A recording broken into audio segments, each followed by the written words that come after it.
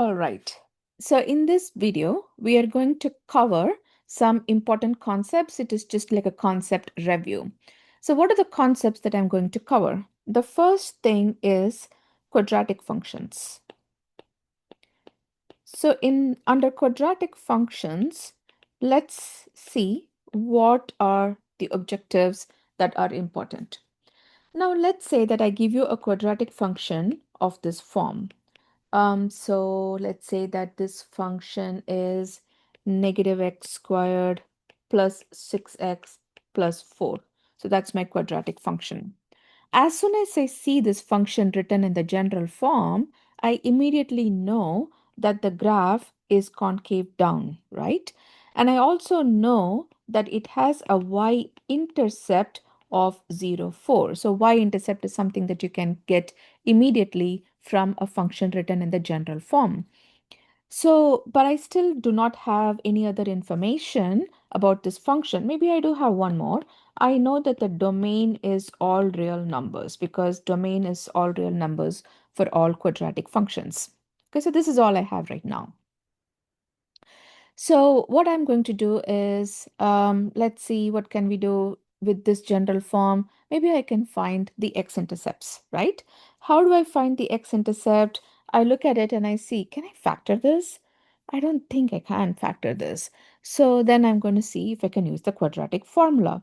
So if I use the quadratic formula, a is -1, b is 6, c is 4. So the quadratic formula is negative b plus or minus square root of b squared minus 4ac all over 2a. So this is negative 6 plus or minus square root of 6 squared minus 4 times negative 1 times 4 all over 2 times negative 1. Simplify this. I'm going to have 36 plus 16 over -2. So this is -6 plus or minus 52 over -2. Now what is 52? 36 plus 16, 12, 4, 52. So 52 can be written as 4 times 13, right? So then I simplify this. Then I have 2 root 13 all over -2. So I split it up as -6 plus 2 root 13 over -2, -6 minus 2 root 13 over -2, which can be simplified to 3 minus root 13 and 3 plus root 13 as my two intercepts. Okay, so these are the two intercepts. So that's all the information we got from the general form. Now I'm interested in finding the vertex coordinates of this function. So to find the vertex coordinates written as h comma k, h, the x coordinate of the vertex, is given by the formula negative b over 2a. Our b was 6, wasn't it? And a was -1. So I'm going to use that. So I have -6 over 2 times -1, which is +3. This is the x coordinate of the vertex. The y coordinate of the vertex is the function evaluated at this number. So then what do? I substitute. So remember, what was my function? My function was -x squared plus 6x plus 4. So I'm going to substitute 3 for x. This gives me -9 plus 18 plus 4, which is 13. So where is my vertex then? My vertex is at 3 comma 13. That's where the vertex is. Okay, so I write the equation in the vertex form. My a value was -1. So this is my vertex. I'm sorry, the equation in the vertex form. Okay, so putting all of this information together, I'm going to graph the function. So what was the first thing that we said we knew? We knew that the y coordinate was at 4, or the y-intercept was at 4. So 0, 4 was my y-intercept. I also knew that 3, 13 was the vertex. 313 is the vertex, which means my axis of symmetry here is x equals 3 is the axis of symmetry. Now, based on this, I can find another point on the other side of this axis of symmetry because I know that my graph is upside down. So on this side, if I go, I'm going to have a point here. So if this point was 3 units, so this is 3 units, I go another 3 units here. So this point becomes 6, comma 4. So this is my third point, right? And I just can graph with those 3 points, and my graph is going to look like this. Now, the two x-intercepts that we found are here, okay? So they were in a form that we did not know the decimal value of it or anything like that to plot. So, but just leave it like that. These are the two x-intercepts. Okay, so one of the x-intercepts was 3 minus root 13 and the other was 3 plus root 13. You can always approximate it, right? So you know that root 13 is more than 3 but less than 4. So which means this number, this whole thing is a negative number, right? And this is a positive number. So which means that 3 minus root 13 is here, 3 plus root 13 is here. And this is your graph. Now, based on this graph, I can answer some questions like the domain is all real numbers, the range is negative infinity to 13. The maximum value of this function is 13. The graph is increasing in the interval negative infinity to 3, decreasing in the interval 3 to infinity. So these are all the things that I can answer based on the graph. Okay.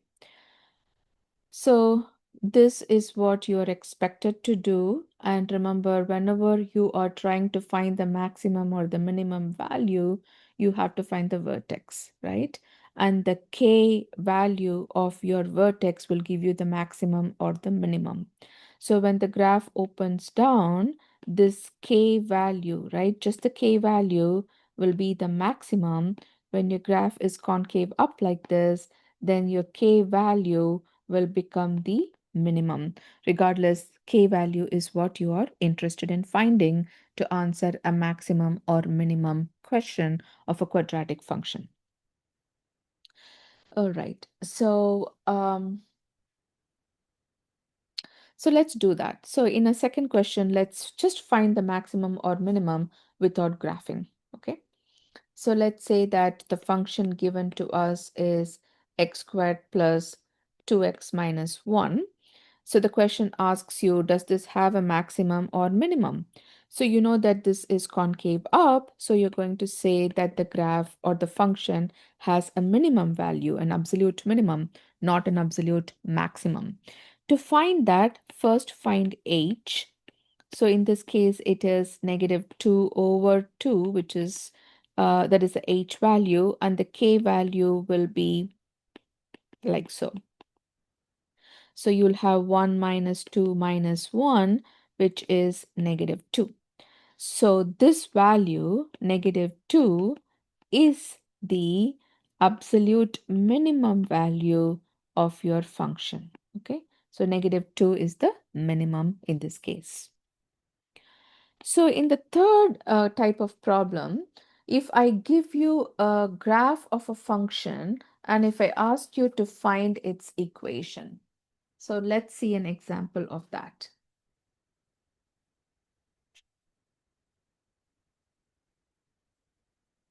Okay. So let's say that I have a graph and this is what I have.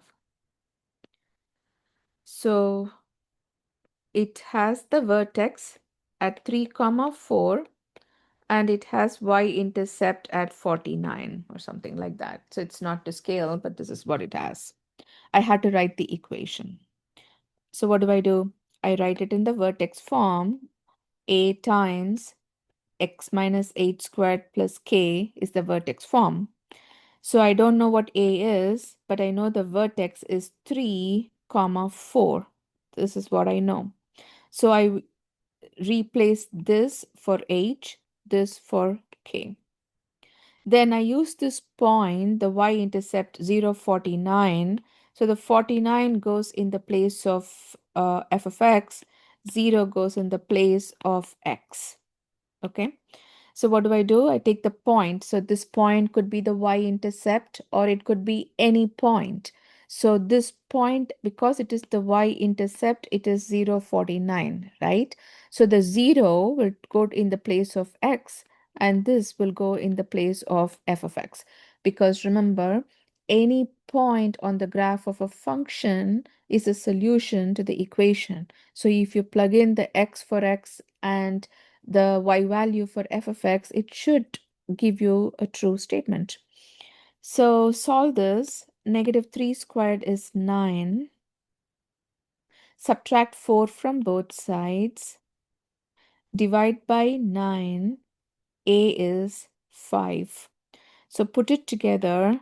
Write your equation as 5 times x minus 3 the whole squared plus 4. So this is the equation of the quadratic function written in the vertex form. So the last question that I'm going to do here is just a simple word problem. That's it. So let's find a easy problem. All right. So just looking at the book here for a problem. So this problem says that a soft drink vendor at a popular beach analyzes his sales record and finds that if he sells X cans of soda, his profit in dollars is given by this function. The question is asking you, what is his maximum profit? And then it goes on to ask you, how many cans should he sell for maximum profit? Okay. So in a quadratic function, all questions for maximum minimum just is another way of asking where is the vertex. All right. So first find the vertex. So this graph, the vertex is going to be negative 3 over 2 times negative 0.001. So this can be rewritten if you want as 3 followed by 3 zeros over 2, right? Because these 3 can be just written as that, and the negative cancels. So this is 1500 cans is how much he must sell to make the maximum profit. What is his profit? So to sell 1500 cans,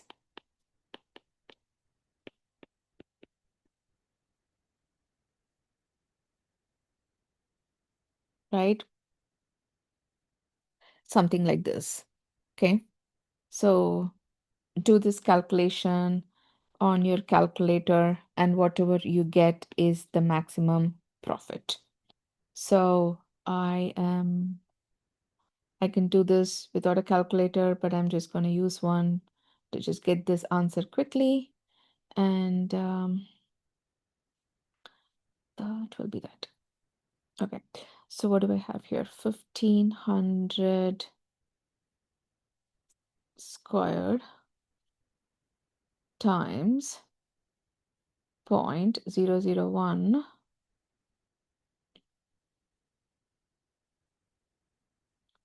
Okay. And then I'm going to add to that 4500 and subtract from that 1800. It gives me 450. What did I do here? It's probably correct. So it says $450. Okay. and that's what is quadratic functions. So now let's move on to polynomial functions. In polynomial functions, what I would like for you to know is, first, let's focus on graphing a polynomial function. Okay. So we will look at one example where it is written in the factored form and another example where it is written in the general or the standard form. All right. So, um, okay, let's look at this. One.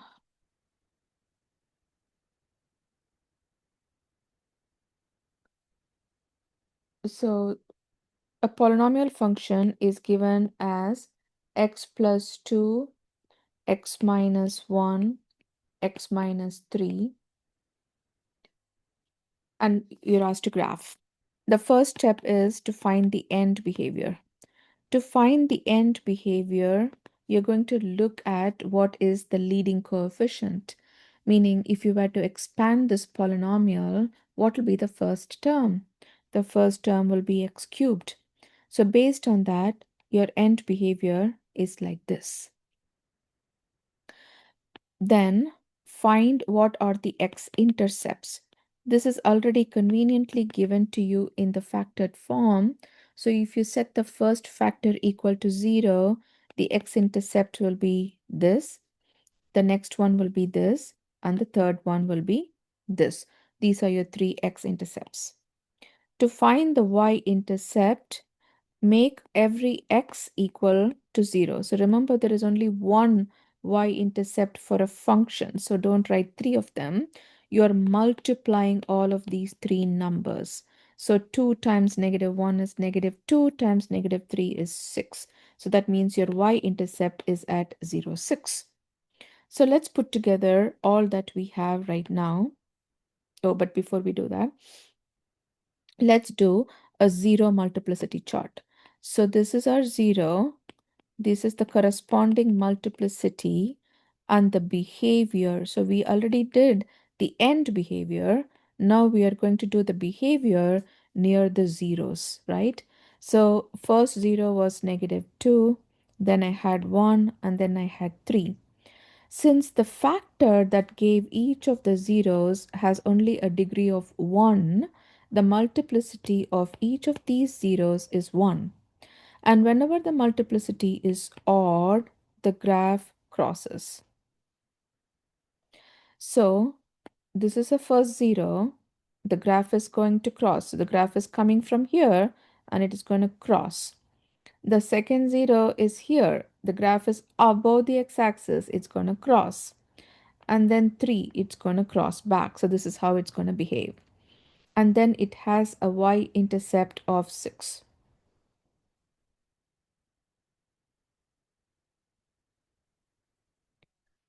All right. So how is this function going to be? We know that the function is going to go up, up, up, up, up, right? It has to turn somewhere. I still don't know where it is going to turn, so I'm just approximating it. If you want to get a little bit more accurate, you have to take some test points and test them out. So this is my graph for now. Now, if you want to get a little bit more accurate, you can always feel free to test to find a point in this interval, get a point, then find a point in this interval, get a point, this interval, get a point, this interval, get a point. So you can get as many points on the graph as you want, and you can do this. Okay, now I'll show that how in another example very quickly. So let's say that one of this example was just this. um, Let me say that the question asked you to do this. Let me find one. Okay. Um, okay. Let's say my question was this. I'm asking you to giving you a polynomial function like this. and asking you to graph it, or I might even ask you something like this.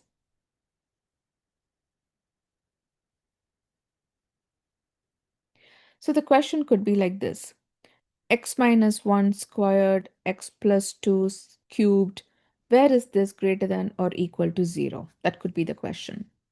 Now, the easiest way for you to do it is to actually graph, okay? But look at this. This is what we can do also. Let's do a quick zero multiplicity chart.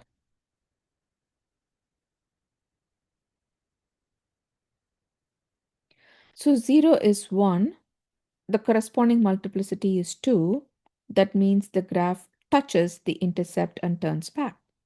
The next one is negative 2. Multiplicity is 3. So the graph crosses.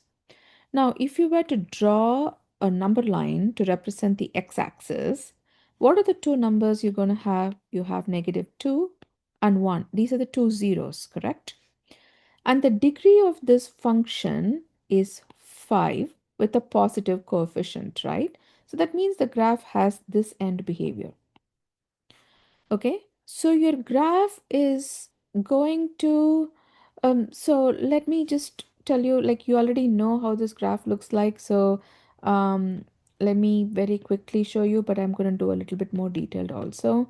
So you know that at negative 2, your graph is going to cross, right? It's going to cross. And then here it comes and then it touches and it bounces back. So that is how your graph is going to look like. Now, what you can do is this: you can take a test point. Okay, so what does that mean? It means that in this interval, negative infinity to negative 2, pick any number. From negative 2 to 1, pick any number. 1 to infinity, pick any number. Then find the corresponding point, right? Like find the corresponding f of x. So if you plug in negative 3 into these factors, what would you have? Like this, right? When you simplify this is 16 times negative 1, so that is negative 16. So negative 3, negative 16 is a point on your graph. Okay. Likewise, 0, you already know this, but anyway, I'll do that. 0 minus 1 squared, 0 plus 2 cubed. So 0 minus 1 squared is just 1. 2 cubed is 8. So this is going to be 8. So this y-intercept of your graph is 0, 8. Okay. And then you plug in 2. So you will have 2 minus 1 squared, 2 plus 2 cubed, right? So you're going to have something.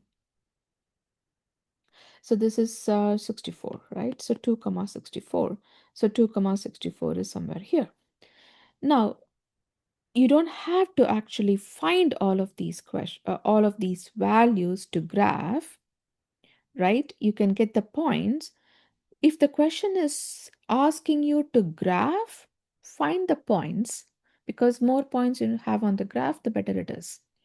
But if the question is simply asking you to solve for where is this function greater than or equal to 0 or something like that, you don't actually need to solve it. You just need to find the sign of each of these values, right? So you don't have to actually evaluate it. You don't have to do 4 cubed and so on. You just have to know whether the final answer will be positive or negative. So in this case, you know that anything squared is positive. But here, negative 3 plus 2 is a negative number, right? So this is going to be negative, positive, positive. So when the question is asking you, where is your function greater than or equal to 0, you're going to say in these intervals, is it not? In the interval from, because there is an equal to sign, I'm going to use a bracket. So I'm going to say negative 2 to 1 union 1 to infinity. But because it is a bracket, I can combine it and say that the answer is negative 2 to infinity. As you can see very well from the graph, -2 to infinity, your graph is greater than or equal to 0. I'm going to finish up this standard by graphing one function given to you in the standard form.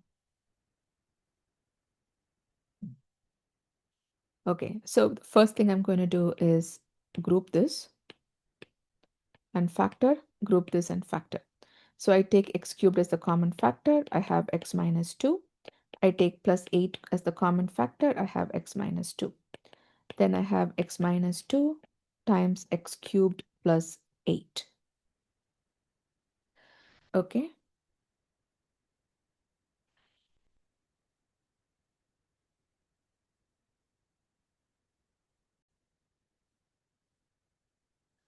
So this can be expanded further, right? So this can be written as x plus 2, x squared minus 2x plus 4.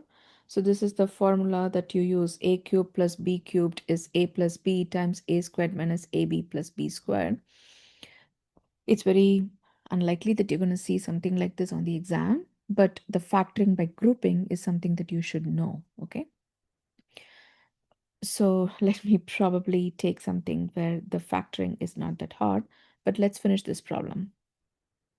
So you're going to get a 0 from here, you're going to get a 0 from here, you'll have the end behavior and so on, and then you will complete the graph. But let's look at something that you are going to be far more comfortable doing. So let's do this.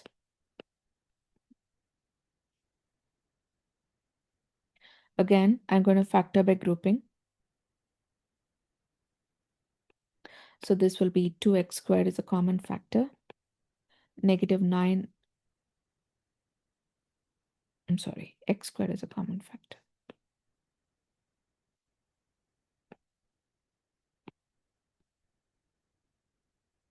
So then you have x squared minus 9, 2x minus 1. Okay. X squared minus 9 can be further broken up like this. So you have these three factors. The end behavior is this. Okay. 0 multiplicity chart. Zeros are 3, -3, and 1/2.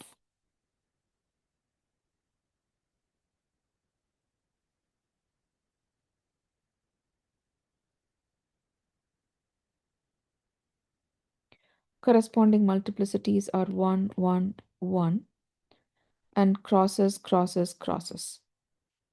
So -3, 1 intercept, +1/2, 1 intercept, 3 is the another intercept. -16 is the y-intercept. Okay. End behavior like this. Crosses, crosses. So the graph is going to go, right? It's, wait, how is that possible?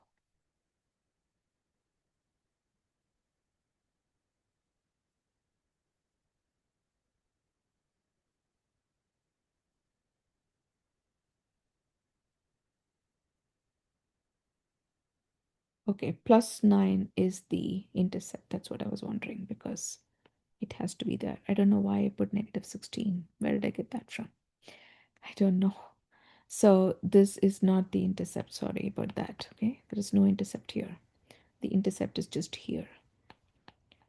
So then the graph goes, goes, goes, turns like this, turns like this, turns like this, and goes away. So when you graph on the exam, please make your graphs smooth and continuous, okay? Don't make it shaky like mine. So make it smooth and continuous so it's a graph of a polynomial function. And then if I'm going to ask you these questions, where is f of x greater than 0, right? You're looking at this portion of the graph, this portion of the graph, okay? So the corresponding x values is what you're going to write. So what are the corresponding x values? The corresponding x values are -3 to 1/2, and then +3 to infinity. Now, if the same question was changed to where is it greater than or equal to 0, you can make all of them into brackets except the infinity. Okay. Now, furthermore, if you have where is f of x less than 0, then that is this portion of the graph and this portion of the graph. So that will be -infinity to -3 and then 1/2 to +3. F of x less than or equal to 0 will be -infinity, -3 and then 1/2 +3. The last question I'm going to do here is, how do you write the equation given a graph? So let's see.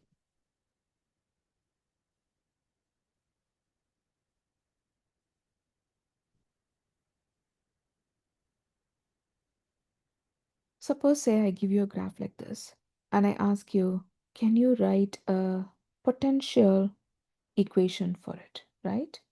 And say that this is 2 and this is -2 and then there is a value here.